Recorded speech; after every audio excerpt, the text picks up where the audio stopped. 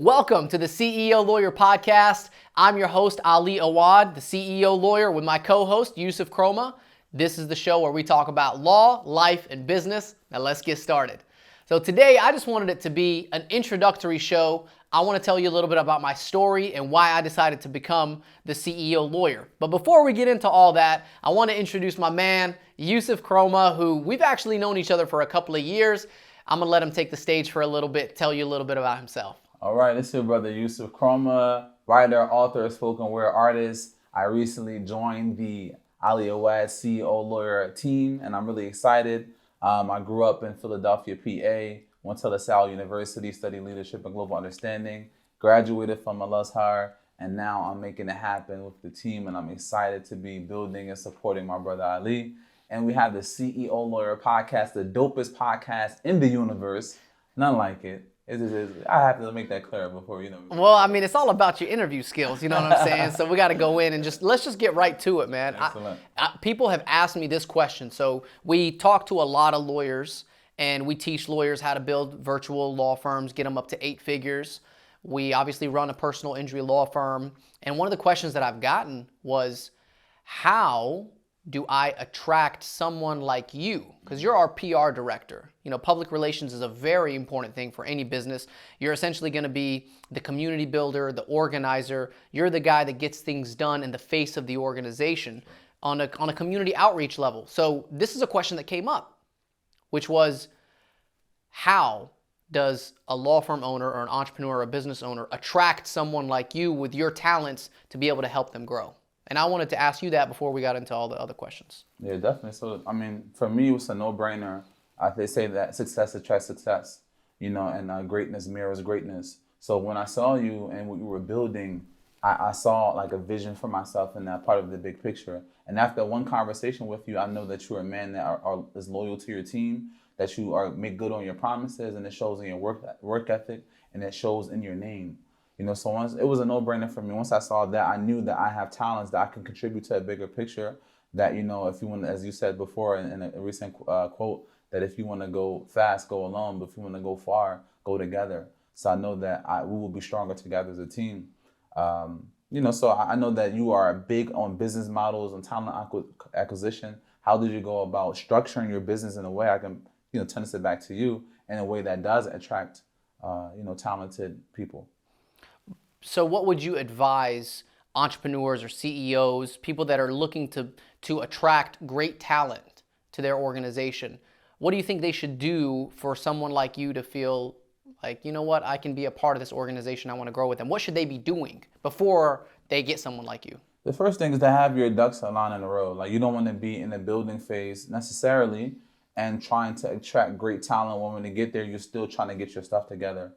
First have a vision, have a system in place, have a plan in place, have a vision board for where you want to go, so you can take someone on a journey step by step. This is where we're going to be in the next 5, 10, 20 years.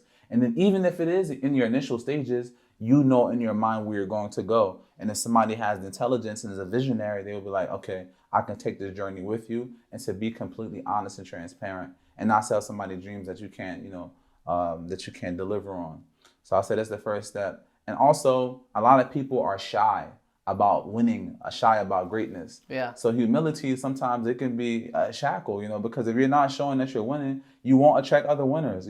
People, it's like even in the NBA and any sports and team sports, people want to go with a winning team, with a championship team. Yeah. So if I see you and you got 4 rings on your finger, man, I want a Super Bowl ring too, So, yeah. No, humility can sometimes get in the way of your, I don't want to say your inspiration, but I would say humility can get in the way of your potential. Sure. So it's good to be humble. Yeah. I agree. I 100% think humility has its place, but there's also a time and place for showing the world what you're capable of, definitely. So that you can attract people and get closer to that vision and that ultimate goal. So you're saying, all right, get your ducks in a row. And okay, if you think that I got all my ducks in a row, then you're in for a surprise. But no, I do have a vision. I do have a plan. Yeah. But, for anyone that is trying to build that rock star team, someone like you who's already an entrepreneur, who's already established, alhamdulillah, that's got the is already an established author and writer and spoken word and, essentially an influencer, Muslim influencer, and an Islamic teacher. Like, you've already accomplished so much. Yeah. And so what would make you or someone like you who's already got these dreams and ambitions say, okay, I feel like there's a place for me with this organization because I think we can grow together? What was that catalyst? That's exactly what you said, an organization. So for many years, I've been a lone wolf. I've traveled all over the world. I performed in front of different audiences. I've published books. I've done it. And sometimes it's like in terms of payment or whatever, it's lucrative in that time, but it's not sustainable. When COVID hit, everything went dead. I had maybe $40,000 in bookings, and that went dead within 2 weeks. So now the pandemic happened, the world is changing. Now, how do you continue that hustle? So that's one of the benefits of having a team, having an organization. You have a system in place, ideas in mind for when things happen, you can go farther and further. So for me, that's what it was, having an organization, having a team, and having somebody that you genuinely love and like to be around. I mean, we talked about this with a videographer before, but I think you want to be around your team. So for me, it was natural. The first time we ever met, I'm like, this brother has greatness.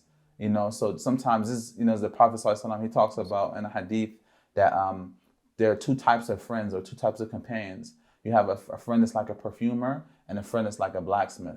And a perfumer, just by being around a perfumer, either he's going to give you perfume or by being in his proximity, you're going to smell good. Yeah. And the blacksmith, either he's going to burn you purposely or unpurposely, or by being in his proximity, you're going to smell like smoke. Okay.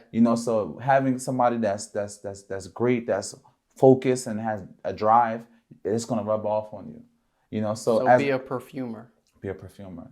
So as an artist, as a creative, my creative mind is constantly running, but that doesn't necessarily always translate into the best business decisions. And I know you're a masterful businessman. And I think it's in your blood, the Palestinians, man. I've been hanging around some Palestinians, and I see that the hustle and the business acumen is just unbelievable. So, well, look, you've spent the past several weeks with me. You kind of have been able to see a little bit of the inside scoop. What are some questions that have come up? Because I know that you've had some questions for me in the past, and I said, no, let's save it to the podcast. Yeah. You've had some issues. You're like, you know what? I want to talk about this a little bit. I said, no, let's save it for the podcast. So I want to give the audience at least a little bit of insight as to, you spent a little bit of time with me. We've been close together for several weeks now, going on several months. Mm-hmm. So what are some things that have come to your mind? We don't have to go from the very beginning, like what I was doing at age 5. Sure. But, what are some things that have come to your mind that you think would be beneficial for people to listen to and know about? Yeah, definitely. I mean, just not necessarily age 5, but at what point did you know that entrepreneurship, that business, that was something that you had a knack for? It was something that you wanted to do. Some people at young ages, like, I want to be a doctor. I want to be a, engineer or whatever the case may be. I met a guy who wants to be a zoologist or whatever the case may be. At what point did you know, I want to be a businessman? Or did somebody influence you? Did you have a spark or a moment of inspiration? What happened? That's a great question. There's a lot of things that are going through my mind right now. And even as you were asking that question, I wanted to think about what's the best way to formulate a response so that I don't get lost in the weeds, because there's so many rabbit holes that I can go down. But the thing that's blaring out at me right now is this. Sometimes you know what you want to do. You know what you're capable of. But you've never had your mind formulated into words so that you could express what it is that you want. Mm-hmm. And that's really why I love reading books, because I feel like I have a lot of knowledge, but when I read it, or I read a Stoic that puts something into writing, or this famous author that puts something into words, now I can verbalize and illustrate exactly what my mindset is. So for the longest time, I knew I was an entrepreneur. I knew that this is what was in my blood. Even at age 5, I was printing off pictures of Dragon Ball Z characters. And this was back in 1995, when you'd use the internet, there was only like 7 images that would pop up. You type in Krillin, Dragon Ball Z picture, or whatever. Every day you go up there, oh, someone else uploaded a new photo. That's how early the internet was. And I distinctly remember that at age 5. I would print that off. I would cut the URL off the bottom so people wouldn't know my source. Mm-hmm. I would put it into a plastic sleeve, and then I would sell them at school. Wow. That was my hustle at age 5. Now, the truth is that I had never succeeded in business prior to law school. Not true success in business. I could make money, but money is not success.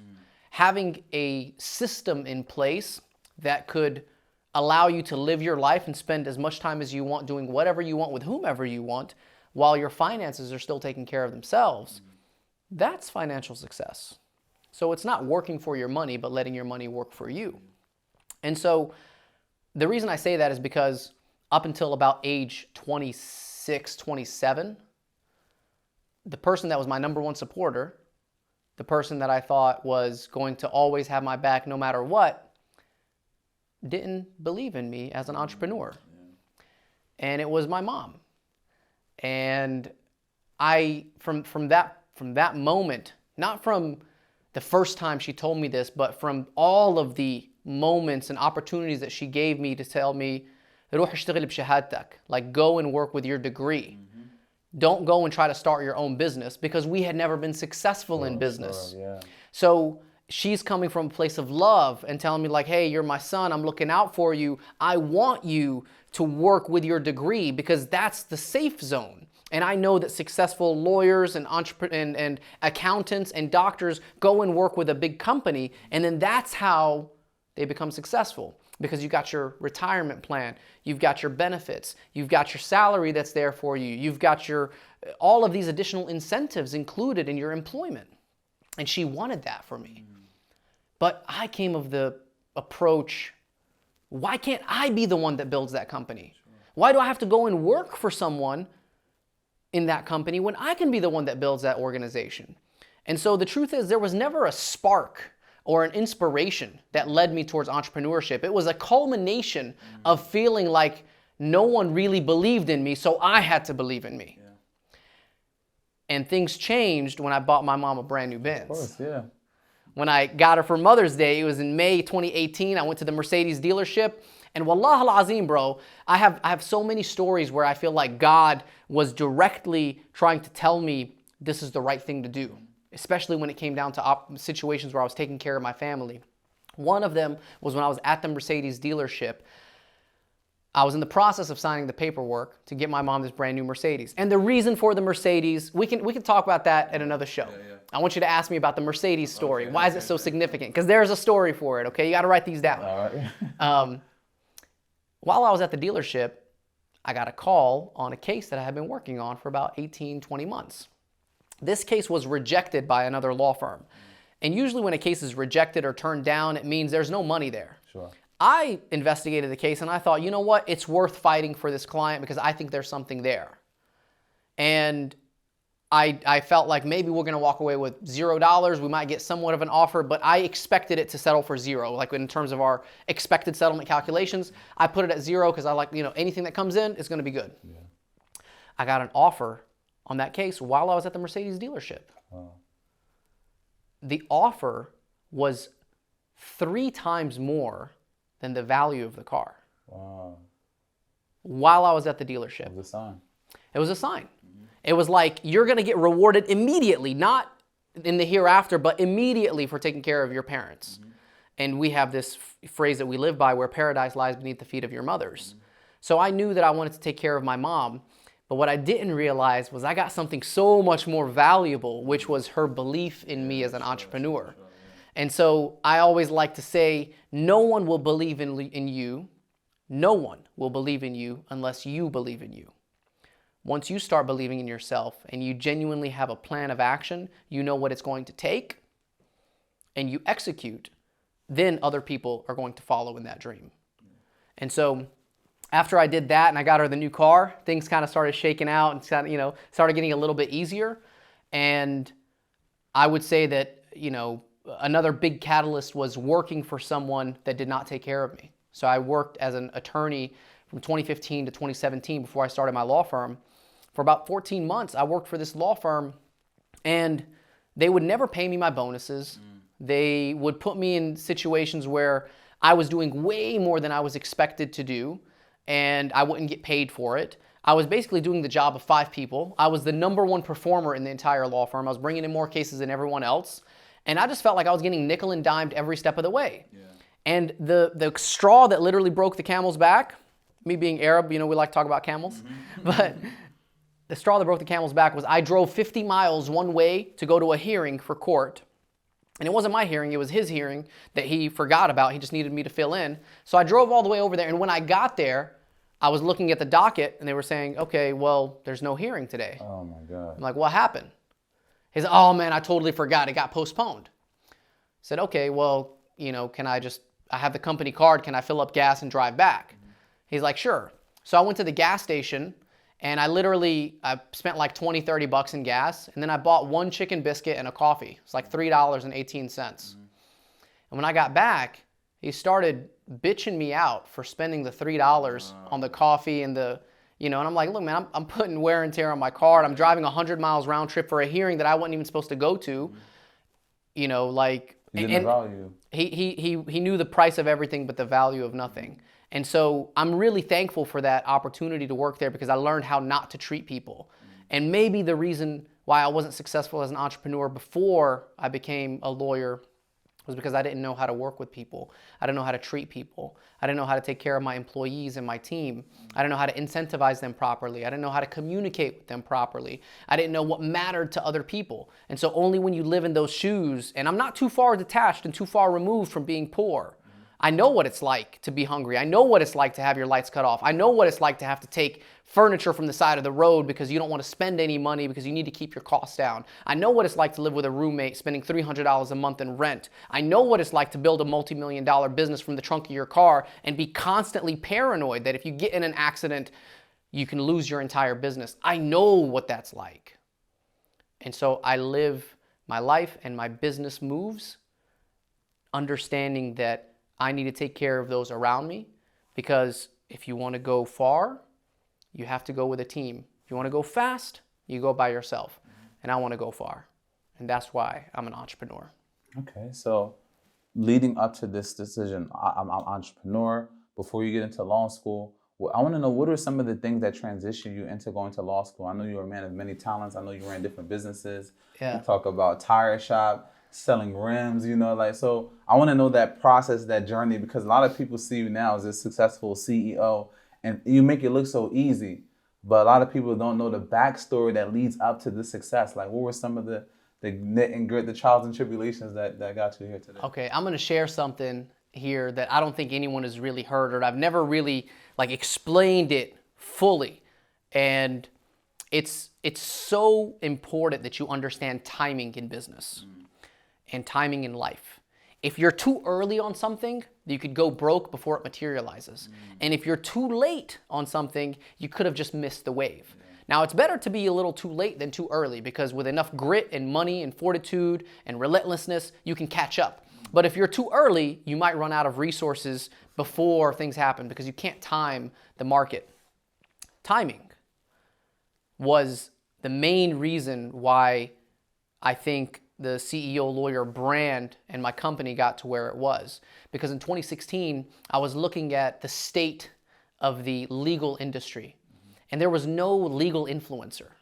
There was Dr. Oz, for the medical side. They had the Dr. Pimple Popper who had her own show. There were obviously politicians and they were financial gurus. They were motivational speakers. They had entrepreneurs, there were a bunch of professional entrepreneurs and gurus and drop shippers and Amazon, all that stuff. But there was no legal influencer. So I decided to create that category. And the reason I wanted to create that category was because in 2008, when I was finishing up high school, I wanted to be an actor.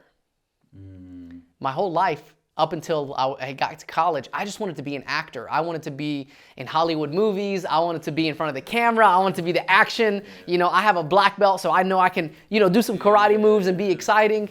And that's what I wanted to do. Here's why timing is so important and why your purpose is way more important than your passion. Timing in 2008, there was no TikTok. There was no Instagram. Facebook was still in its infancy. So there was not an opportunity, especially Vine. Vine is dead now. There was not an opportunity for someone to take out their phone and become an influencer and go viral and become famous just from their phone. In 2008, that was not available. Okay? So what did I do? I went to the Art Institute of Atlanta. My dad took me to the college to see all these people. I looked at all these artsy people and I'm like, yo, these people don't look like me. Like, I'm just not, the type of person that's gonna sit here and just, think about creativity all the time. I'm an executor. Like, I want to get work done. And so I decided to go to college. I'm like, look, in the meantime, I'll get a degree to appease my parents, but I'm going to still work in the car audio shop. So I was working and selling car audio and wheels while I was in college. I maintained a 4.0 through college. I even moved to another city to finish up my bachelor's degree. And there, I opened up another car audio shop in the mall in that city, in Kennesaw, while I was going to college. So I wanted to work and basically go to school just to fill in my schedule. But in the back of my mind, I just knew I wanted to be something bigger than a car audio salesman. My oldest brother, Ibrahim, he went to law school, and I saw that he had a real passion for this. He had been in mock trial. He had been doing this stuff since high school. And he really inspired me because he showed me that there was a way to be successful as a lawyer without having to go to court and be in trial all the time, because that's not what I wanted to do. I wanted to be a boss. But more importantly, I wanted respect. Like, I didn't feel like as an immigrant, as an Arab, that I was getting the respect as an entrepreneur. It didn't have the same ring to it. Like, in our culture, it's doctor, lawyer, engineer. Pick two. You know what I mean? So I didn't feel like I was fulfilling my potential by just being a car audio salesman or a wheel salesman. Not that there's anything wrong with it. In fact, I love that stuff way more than I love, sending demand letters to insurance companies. Sure. But I wanted something a little bit more. So I went to law school, honestly, just to not be a car audio salesman for the rest of my life. I was like, you know what? There's a path of less resistance there. It's easier than med school because it's only a 3-year commitment. And as I was finishing up my undergrad and starting law school, I was studying abroad in a lot of countries. I studied abroad in China, learned how to speak Mandarin. I studied abroad in Mexico. I'm still fluent in Spanish. I studied abroad in Brazil. I studied abroad in Turkey. I was doing all these study abroad trips because I wanted to travel and learn and have fun. I was like, if I can't do what I want, I might as well have fun. So when law school finished up, social media started kicking in. Snapchat started getting a little bit more, it started becoming more of a leverage platform, started getting that traction. I started creating more videos on Snapchat. Whenever I would travel, I would post, I would vlog, I would show people about, oh, here's what I'm doing at this airport in Istanbul, or hey, check out this street food in China. And I started getting followers and I started getting engagement. And I was like, this is pretty much like building the brand that I wanted to have in 2008. Wow. Like, I wanted to be an actor. I wanted to be a performer. And here I am doing it right now from my phone. It didn't really click until years later in 2016. So it took 8 years for the technology to catch up, for me to be able to fulfill the dreams the way I wanted to fulfill them. And now I'm acting in front of cameras all the time. I'm acting in front of my clients. Today I handed a client a check for $440,000 at the office. What a beautiful feeling. We were able to get a beautiful testimonial from this family. They're still living in an apartment. They wanted to go and buy a home for the first time. And I'm legitimately living my dreams that I had as a child, but not the way that I had initially intended, not the way that I had initially planned. So I say all that to say this. If you have a true purpose, hey, I have a talent and I have a personality that I want to share with the world, sometimes the timing is just incorrect. Don't lose your purpose because of improper timing. Keep that purpose and keep pushing it in other ways and build up your skill set, because by the time it's the appropriate time to execute, you have so many other skills to bring forth and show the world. And so I always say that if I would have been born 8 years later, I probably would not be a lawyer. I wouldn't have missed the wave. I probably would not have gone to law school. I probably would just be a TikTok influencer, for real. Because I love that stuff. Like, it's fun. I'm an actor. And it would be cool to get paid to just create videos and be vlogging. Like, that would be really cool. I can see that all day, man. I would do it. But I was just a little bit older. So it's like, so for the younger generation, I'm 31 right now. For the younger generation that are in their early 20s, mid-20s, or late teens, man, like, you really need to pay attention to how social media works and how it can be leveraged. Because if you have a true passion that you want to fulfill and you feel like there's a purpose that you want to bring to the world, you have everything at your fingertips with just a phone. And I didn't have that when I graduated high school. It literally wasn't there. So in the meantime, I got my degrees. I learned multiple languages. I started multiple businesses. And that really brings me to this point. As so many people wait around for an opportunity to come up when I know that the opportunity will eventually come up. So maximize your time in between. In the meantime, build up your skills. You have to skill up before you scale up. Build up those skills so that you have so many tools in that toolbox. As a young kid, I knew that I could be dropped off anywhere in the world and I would figure out a way to be successful because I could learn the language like that. I could figure out a way to sell, even if I'm selling elotes in the corner, pushing a little cart, ice cream cart, in China or Mexico, wherever, I know I could figure it out. You know what I mean? Because I had the skills and I had the ability to communicate with people. But you couple that with a high barrier to entry business or an industry like law or medicine or high-level accounting, financial planning, couple that with a personality and charisma and social media, now you've got some serious damage potential, So yeah, there was, the behind the scenes stuff was really just me figuring out a way to live out those dreams that I wanted to have as a kid, which were I wanted to be an actor, I wanted to have fun on video, and I wanted to be famous. And now I get to do it while also having a respectable career. So alhamdulillah, it all worked out. Yeah, I mean, everything is perfect timing. Something I wanted to talk about was this story I heard you mention a few times about somebody owing you money and you go to collect on that money and they threatening your life. Yeah, so here's another thing that you have to understand. The sooner you make mistakes, the sooner you have failures, the quicker you can learn from them. So I live by that for myself, for my family, and for my employees. I expect my team to make mistakes. I encourage you to make mistakes as quickly as possible, not intentionally. I don't want you to intentionally screw me. I want you to be willing to make mistakes because if everything is in your control, you're not growing fast enough. So you want things to be a little bit out of control, a little bit crazy, a little bit hectic, so things kind of slip through the cracks. And only when you make mistakes does it expose your vulnerabilities. And depending on the size of the ouch, the size of the pain will determine how much you're going to do to fix it. So I like to push things to the limit and seeing where things start breaking. And that's where we fortify our system and our infrastructure. So at age 18, it's so funny that you mentioned this, bro, because at 18, I opened up a company called AMD Wholesalers, Awad Master Distributor Wholesalers, and I was just wholesaling car audio. And I literally took my mom's car, filled it up with speakers, capacitors, amplifiers, radios, TVs, basically all these 12-volt electronics for cars, and I took it from Dalton, drove up to Chattanooga, and visited 5 different car audio shops to just sell them wholesale from my car. Why? Because I had learned how to buy electronics at wholesale, at deep wholesale pricing, especially with working online and negotiating with big distributors. So I had like a 15 to 25% margin that I could make money off of. And they could buy from me locally, plus the convenience of serving them and having that great customer service right up front.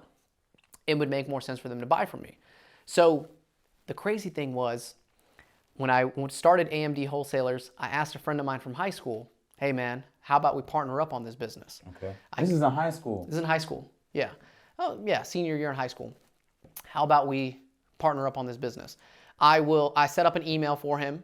I'm not gonna mention his name because I actually just ran into him literally 2 days ago. Wow. Yeah, I haven't seen him in years. Wow. Literally ran into him two days ago, and I couldn't help but think, like, what if he had acted differently? Wow. And here's what happened.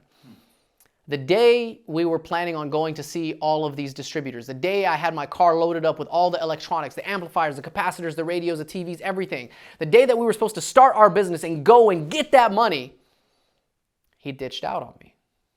Hey, oh man, sorry, bro, I can't make it. Well, why not, man? Oh man, just things came up. Wow. The crazy thing was, even at 18, I wasn't disappointed. Even as a teenager, I knew that what I was trying to accomplish was not something that other people are comfortable with. Sure, yeah. So I drove up to Chattanooga myself. I went and made $600 selling stuff from the trunk of my car.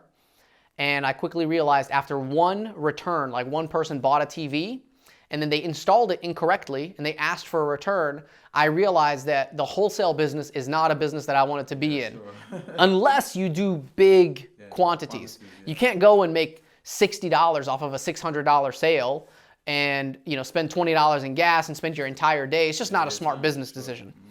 So I decided, all right, I'm only going to sell the products that I have really high margins in, that have a low likelihood of being damaged, like electronics that go bad, and a strong manufacturer warranty. So if they buy something that goes bad, if they're buying in bulk, all right, send it back to me, I'll get it back to the manufacturer. In bulk, it makes sense.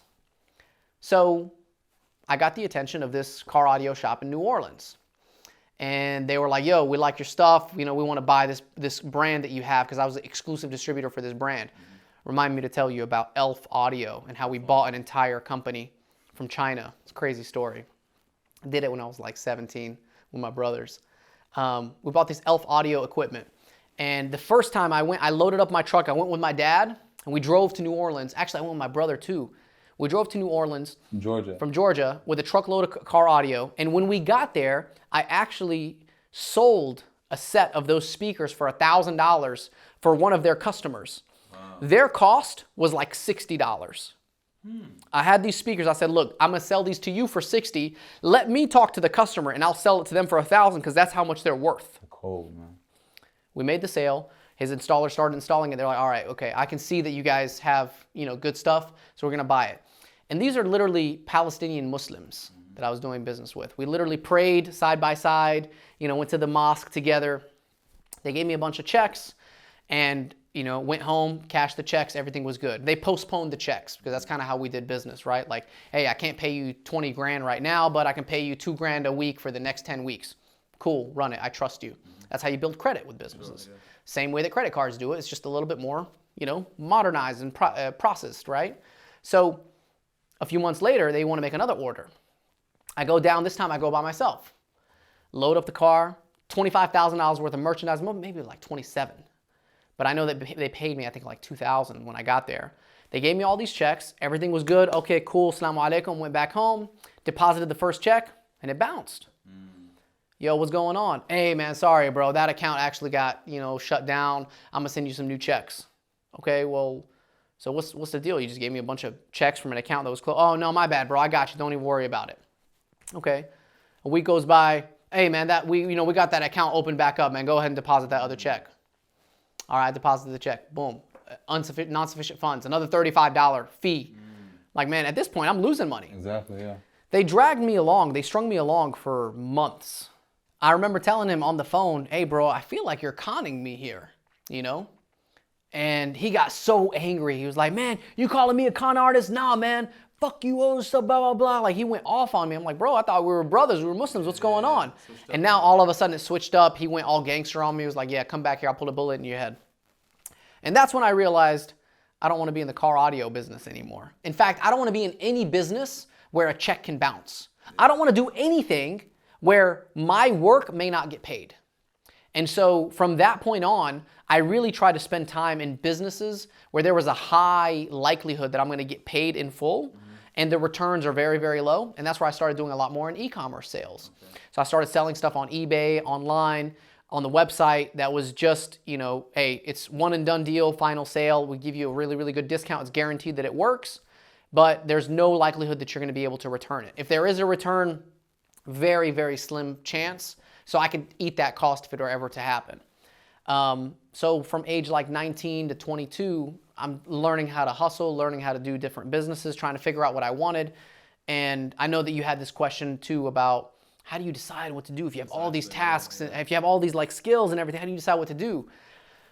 Well, that's going to be on our next podcast about the riches and the niches. Yeah. But the bottom line is I got ripped off for $25,000 at 19 years old. I learned the hard way that there's genuinely people out there that are scumbags, they're con artists, they want to take advantage of you. And if you put yourself around bad people, you're going to get bad results. And picking the right type of business is really important. And no amount of money is worth your life. So it just didn't matter how much money I could possibly make in that business, because at 19, making 25 grand a lick, like per transaction, okay, I could take that hit and move on. Exactly. But realizing some of these people, because let's be real, man, some of the car audio businesses and salespeople, they're not the most educated and most highfalutin people. So they probably just drug dealers that decided, let me create a cash business so I can, funnel a little bit of money and clean it up. Just like car washes and just like any cash business, laundromats, things like that. Everybody knows this stuff. So I didn't want to be associated with that. Sure. I realized that there's just other opportunities elsewhere. That was very astute of you to know when to get out the game. Because somebody else would have probably went down there and made a ruckus, whatever the case may be. And there have been situations where people lose their life like that. It could have been a very real thing. It's unfortunate, but it's just a learning lesson. Something I want to draw out, flesh out, you said earlier, was that putting your purpose before your passion. I always thought that the two were one and the same. So could you elucidate that? Yeah, so I think passion is for amateurs. When you're passionate about something, it's just because it gets you excited. It's just because it's a selfish motivation. It's, you know what, I'm passionate about this. Like, I really want to do this for myself because I like to do this for myself. Whereas purpose is for others. Wow. And you only really maximize your life when you find the purpose in serving others. I don't know which Stoic it was or which philosopher it was that said, it might have even been Muhammad Ali, shout out to Muhammad Ali. Hey. He said, true life is in the service of others. And, you think that money doesn't buy happiness. Anyone who says that hasn't given enough away, So I think passion is selfish. Passion is for you. Passion is something that you want to do for yourself, for your own financial, motivational, inspirational needs, whereas purpose is what the world needs of you. And so I think it's important to recognize the difference between the two. My passion is to make a lot of money. My passion is to be financially successful and free and be able to travel the world and be able to just have a lot of fun. But my purpose is to elevate others. That's why my business has so many people in so many different roles and positions, because my purpose in life is to serve as a new benchmark, as a new standard for aspiring Muslim entrepreneurs and Arab professionals and immigrants that think, hey man, it is possible to build it is possible to build a real business. And I can always have the ability to just say, you know what? I just want to do this for myself. I'm going to whatever leads I get in, I just refer them to other lawyers and they pay me a referral check. I can do that. I can have a much more profitable business and a much more profitable life if I focused only on my passion. I like making money. Everybody likes making money. Everything's easier when you make money. But recently I realized my business, my law firm is not for me. It's for my team. Wow. Because I'm focusing it around my purpose, which is to elevate others, which is to bring other people up, because my financial and basic needs are met. I don't really need more houses, more cars, more luxury goods. I don't need any of that. But when you start doing that for other people and you start changing other people's lives, that's purpose. That's real. So when you're thinking about what you want to do for the rest of your life, don't focus so much on your own passion. Focus on what the world needs from you. And that's your purpose. And I want to get into some deep things with you a bit for a moment. What's up? You have a certain level of principalities and a certain ethos, a certain integrity about you that perhaps it may be commonplace, familiar, but to others watching you, it's very grandiose. It's big, man. Like there's certain things that you did even at the CEO Lawyer Summit I haven't spoken to you about, but it made a major impact on the people around you.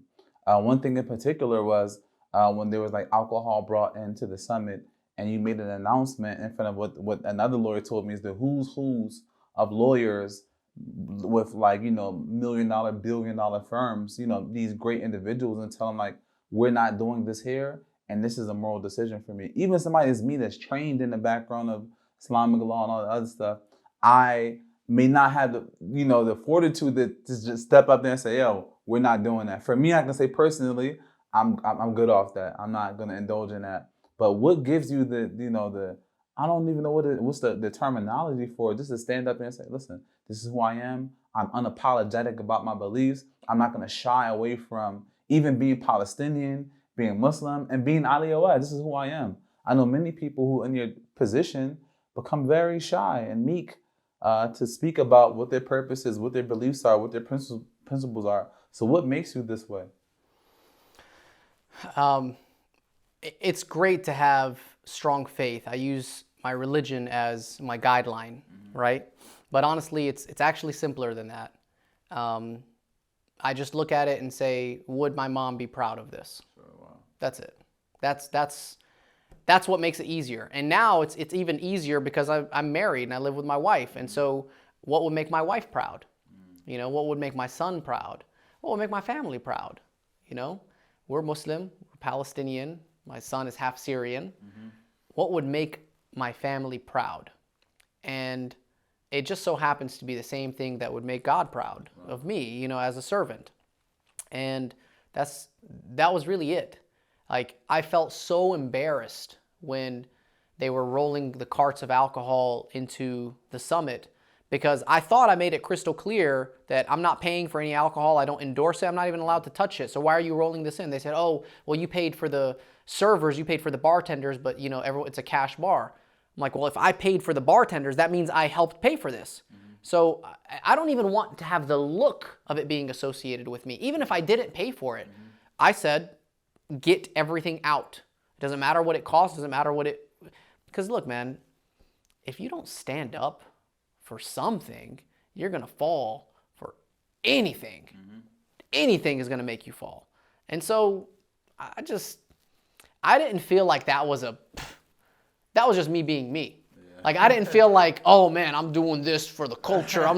No, man, I'm just being myself. And I honestly think like I've earned the right to be able to just be myself. And part of this podcast, the goal of this podcast is to talk about just how I think and who I am. And, you know, I have some very strong beliefs about my religion and my culture and my people. And I have some deep-rooted knowledge and experience with different cultures and different people from different faiths and different backgrounds. And, you know, I just feel like no one ever became great by just doing the bare minimum. Sure, yeah. You know? And I'm trying to go after greatness, bro. When you see like someone like Muhammad Ali and you see his gloves like that, you know, and you see someone that stood for things in his prime, you know, in the prime of his career, he stood up for the war and decided that he's not going to go and fight an enemy overseas in Vietnam because his enemies are right here. Yeah, sure. And, you know, I'm doing it at a much, much lesser scale. Much, much less. I'm literally saying, no, I don't want that. Or, you know what, I'm going to post this on social media. This is our fight. In our culture, in our society, in 2022 and beyond, our fight is literally what we post on social media. And if you can't at least do that, then you have no voice. You have no purpose. You have no influence. You have nothing. And I don't want my children to think their dad is nothingness. So I focus on making sure that my family and my people are proud, because that's the easiest way to judge things, you know? Even if your faith is not the strongest that it could be, is because God is not visible, but your parents are. And you can always imagine what it's like when your mom looks at you and she's disappointed. And man, that feeling of disappointment, like you let her down, or your wife, you let her down, knowing that you very well could have had that in your control. You could have changed it so easily, but you didn't do it. I don't want to ever have that feeling of disappointment. And so I think it's the size of the ouch of the disappointment that makes the action bigger, you know? Well, that was beautiful, man. And just like Muhammad Ali stepping up and speaking truth to power, that was just in his nature. It was indicative of who he was. And I think, you know, it's greatness, a part of greatness to be unapologetically who you are. And even on social media, people live their entire lives based upon what people think, what people may say, how people view them.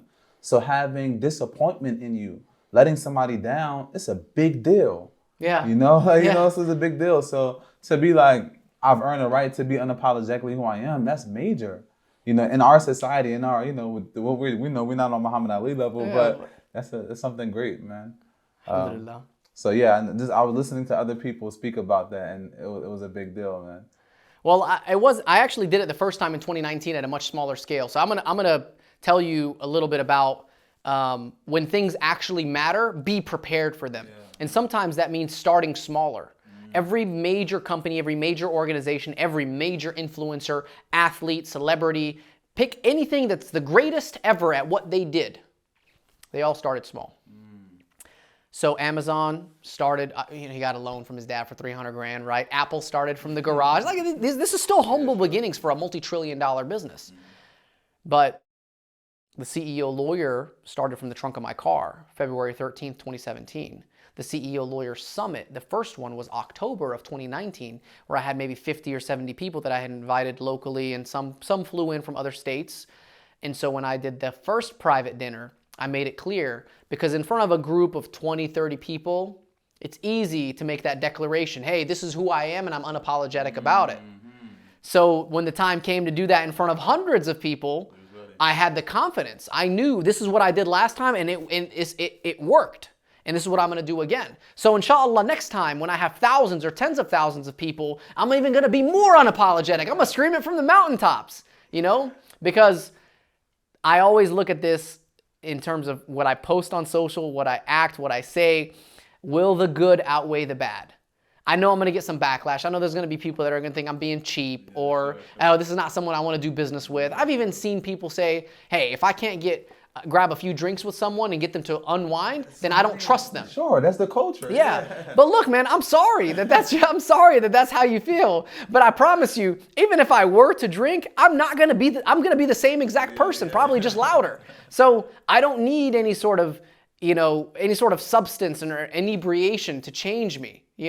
This is who I am. I'm high on life, baby. What more do you want from me, man? So if you're unsure or uncertain about being unapologetic, start small. Start with just posting to your friends and your family, and then maybe talk to one person about it, maybe talk to a group of 5, maybe talk to a group of 10. So when you get that platform and you get that opportunity to share your beliefs and your vision to other people, it comes naturally. Yeah. That's beautiful, man. I think it happened multiple times I've been with you. We were in, and you probably don't even remember this time, but at one point we were doing something and somebody said, if you, to the employees, our team, like, if you don't perform well or something like that, I'm going to fire you. I'm going to get you fired. And you were like, you can fire your team, but nobody's firing my team, Yeah. That to you, it was like a joking thing, but let people know, like, I'm loyal to my team no matter what. Like, these are my people. They're going to be, this is like my family. You don't fire family.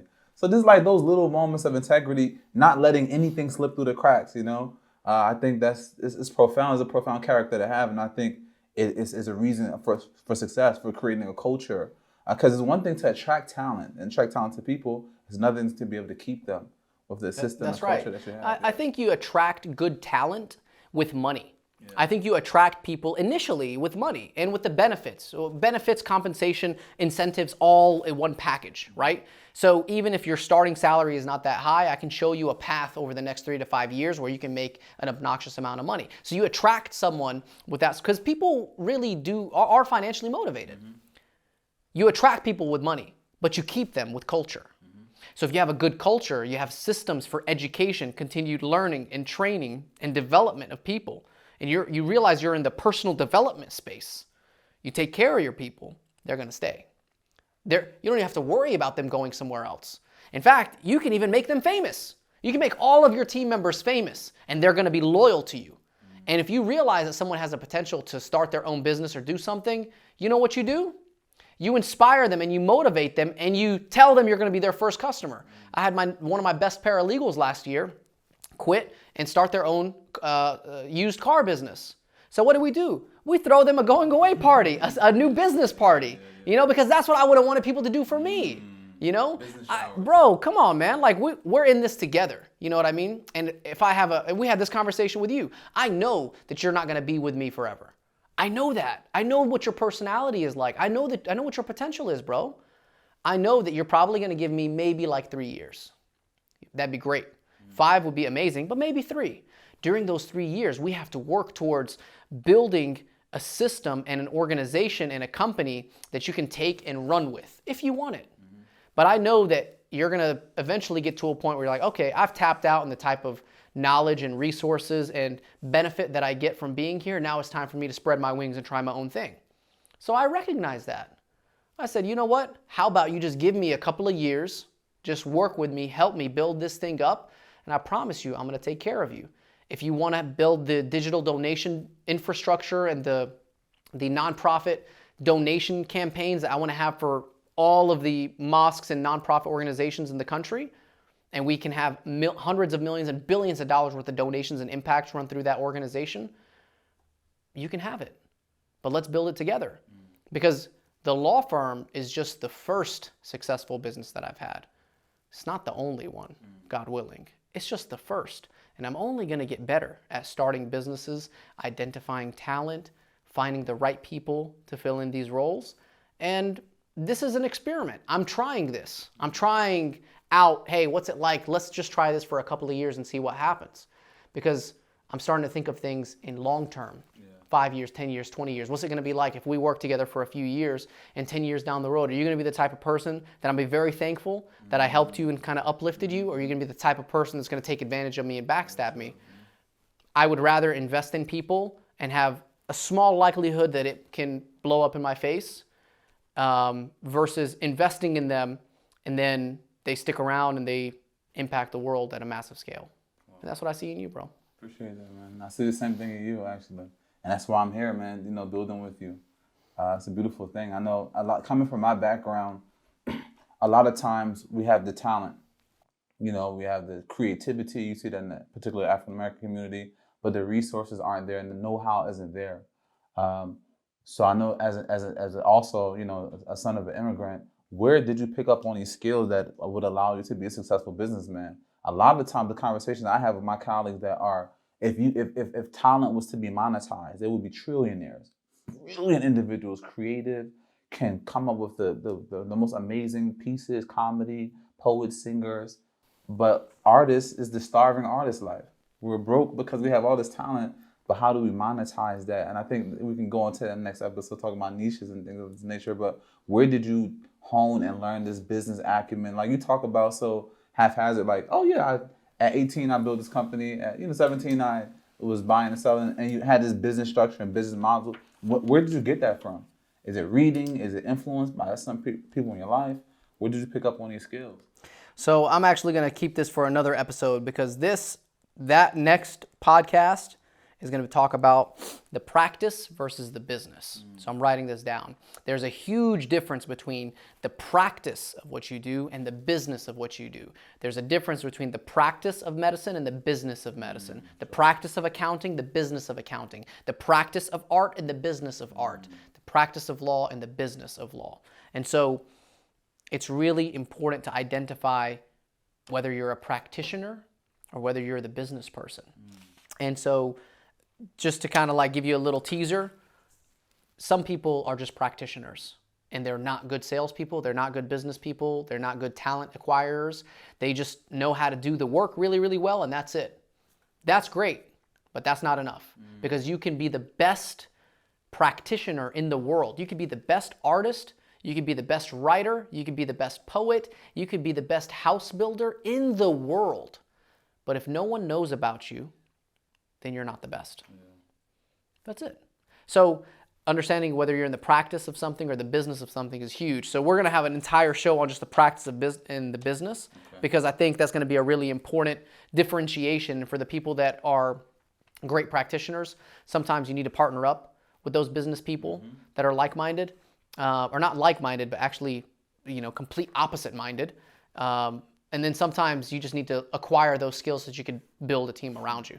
So, yeah, understand what your weaknesses are, man. Like, I love technology. I love data. I love utilizing computers and machine learning and artificial intelligence. With the metaverse and NFTs and crypto, like all of this stuff is really, really fascinating to me. But I'm not the practitioner.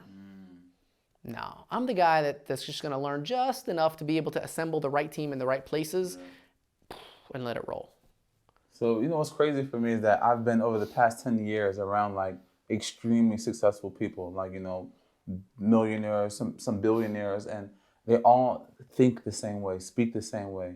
And as an artist, like I've been in these places and spaces in the capacity of artistry, and they're like, yo, you're brilliant, you have potential, you have all these things. I'm like, why am I, what am I missing? You know, what's missing out? What am I missing out on that hasn't taken me to that level of financial success that I see some of my contemporaries on, you know? So I guess that perhaps goes on the practitioner of the business, or the practitioner of the art, or the whatever it is that you're engaging in, and also looking at it from a business model standpoint.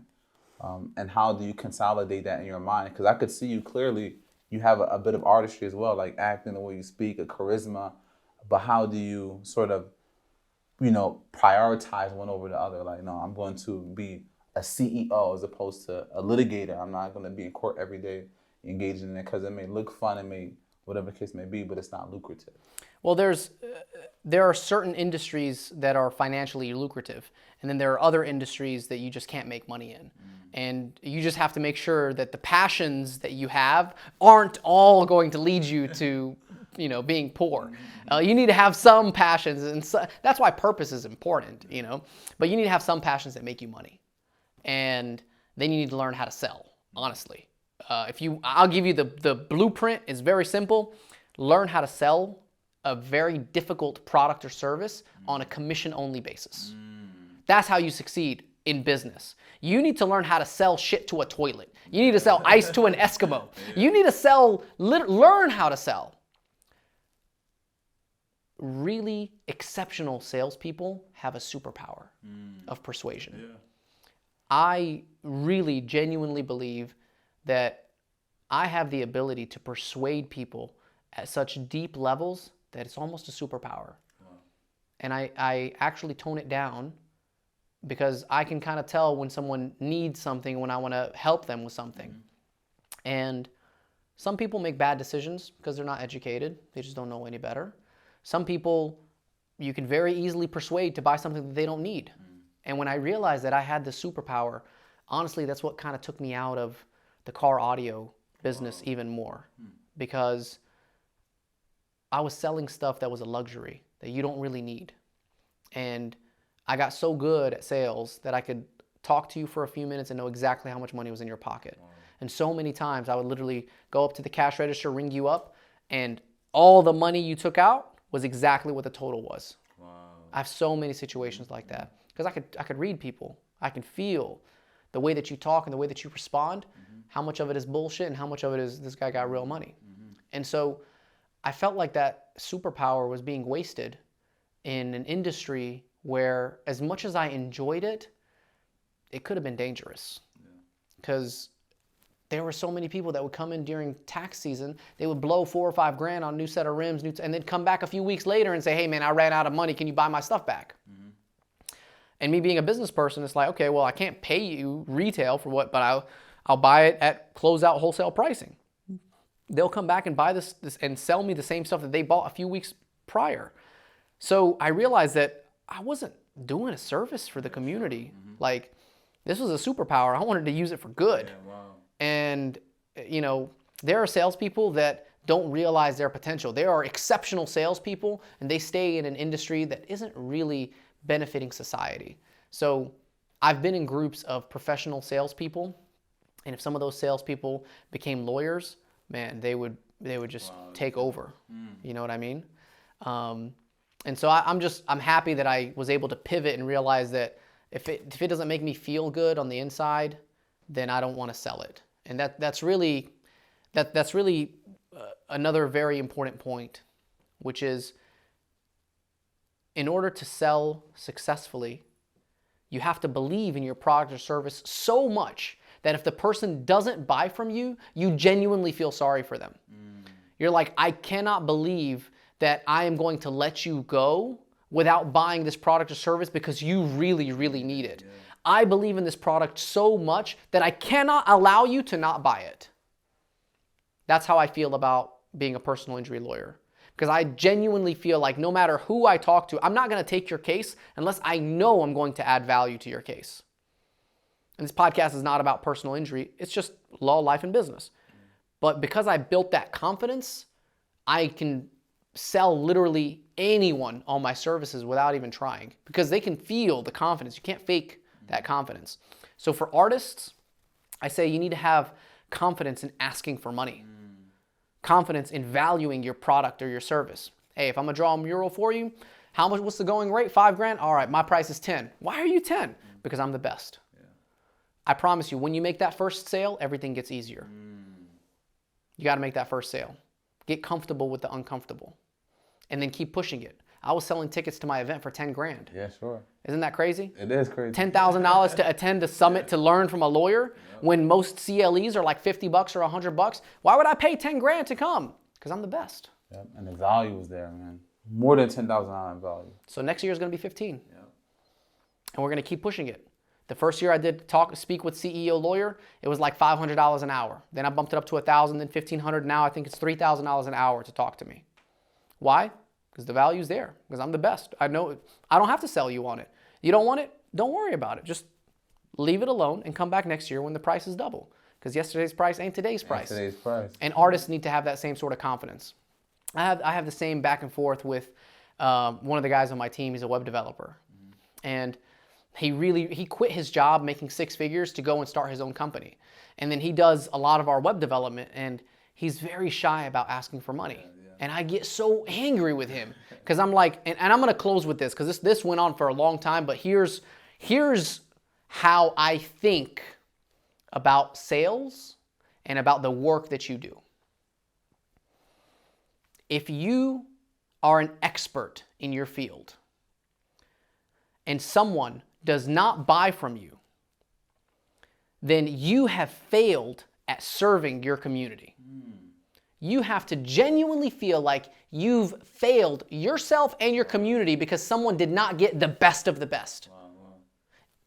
On top of that, when it comes to closing on the back end and actually collecting the money, if you don't get paid what you're worth, you're taking food out of your kids' mouths.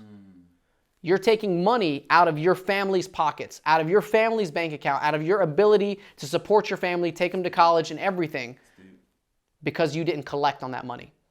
If you're the best, then people deserve to have your product. And then if you don't get paid on it, you're cheating your family. That's how you have to think of it.